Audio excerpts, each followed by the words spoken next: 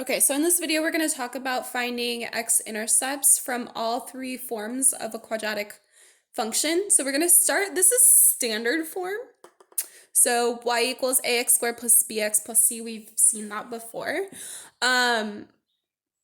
So what we're going to do to find the x-intercepts for any type of function is where y is equal to 0. So what we have here for standard form is what we call a quadratic formula. I'm going to attach another video to show where this actually comes from. But it basically comes from if we take this and complete the square and we get all those a, b, and c values all together, it becomes the quadratic formula. So that's where it comes from. So we're going to do a quick example using this. So the quadratic formula is negative b plus or minus the square root of b squared minus 4ac all over 2a. I highly suggest memorizing this. I'm going to attach another video that shows you, that connects it to a little song and makes it easy to remember. Okay, so I'm going to do a quick example with you. I'm going to do x squared plus 2x minus 4. So what I like to do is I like to identify my a, b, and c first. So my a is 1 because there's no coefficient there. My b value is 2, and my c value is negative 4. The signs go with it, and you're going to ignore the x's. Okay, so x equals negative 2 plus or minus the square root of 2 squared minus 4 times a, which is 1, times c is negative 4. So this is all into the square root, and then all over 2a. So this division, everything on top, and then the 2 times 1 is on the bottom. Okay, now we simplify. So just use order of operations to simplify. So we got the negative 2 out in front. The plus or minus we're going to separate into two different answers. You'll see why in a second. 2 squared is 4. Minus 4 times 1 times negative 4. That's going to be positive 16 all over 2. Okay, 4 plus 16 is going to be 20. So negative 2 plus or minus root 20 over 2.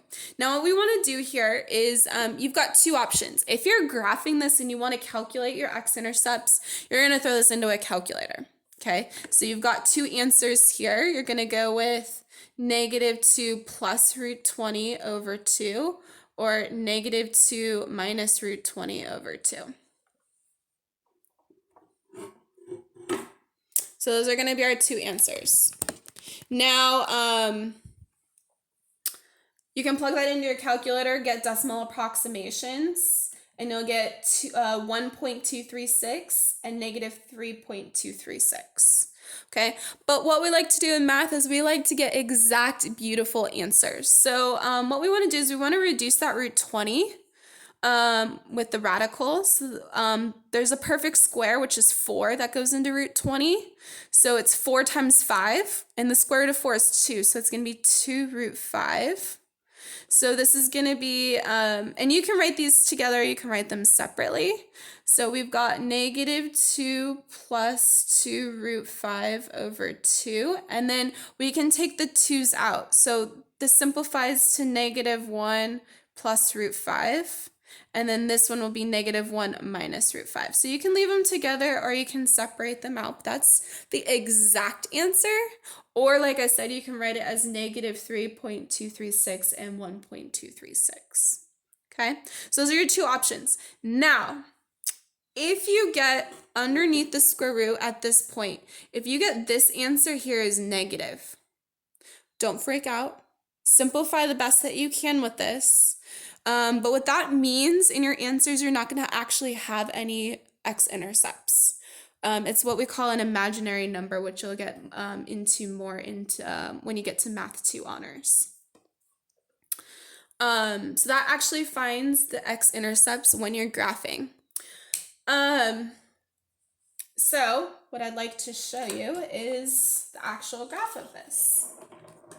So I plug this into Desmos. And this is the actual graph, and there are your x-intercepts.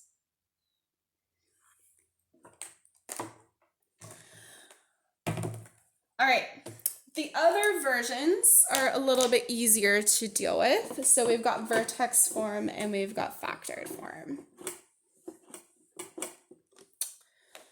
Factored form is the easiest. So if you're in factored form,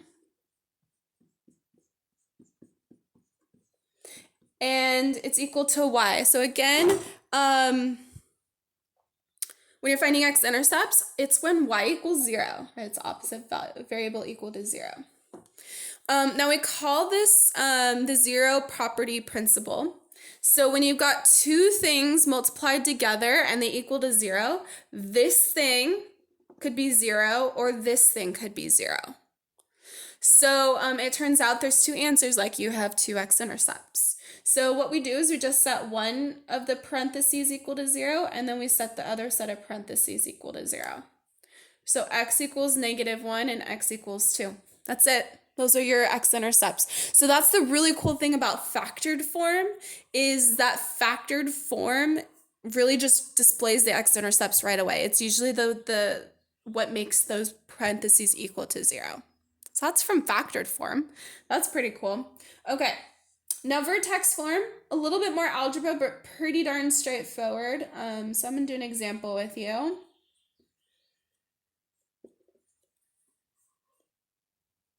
Okay, so if I have something in vertex form, again, it's equal to 0. So you replace the y with a 0, and we're solving for x. So now we solve.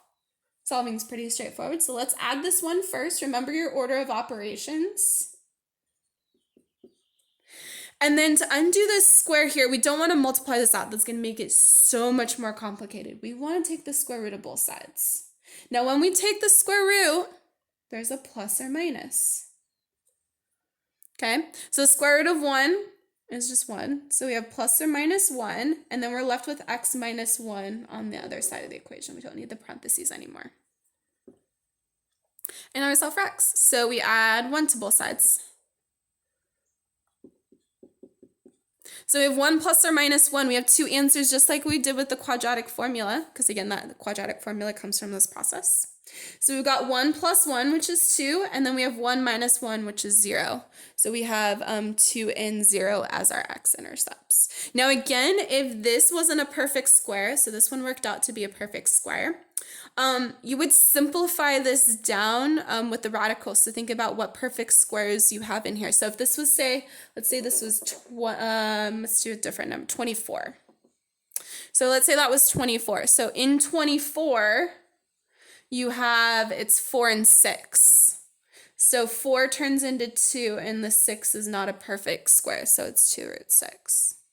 So that would go down here, and then you just leave it. You can just leave it if, so if that was 2 root 6 here, then this would be 1 plus or minus 2 root 6, and you can leave that as an answer. Again, if you want, if you need to graph this and you need to actually find a point, you wanted the decimal answer, and you can throw that in your calculator. Do 1 plus 2 root 6, and then 1 minus 2 root 6 in your calculator.